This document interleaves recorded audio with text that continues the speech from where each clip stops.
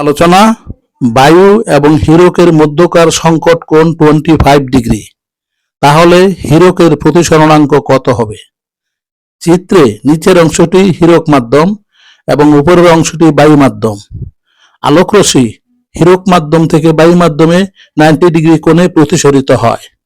তাহলে চিত্র থেকে পাই সংকট কোণ থিটা সি সমান 25 ডিগ্রি, প্রতিসরণ কোণ থিটা 2 সমান 90 ডিগ্রি, n2 সমান 1, n1 সমান কত? তাহলে আলোর প্রতিসরণের দ্বিতীয় সূত্র থেকে পাই n1 sin থিটা সি সমান n2 sin থিটা 2।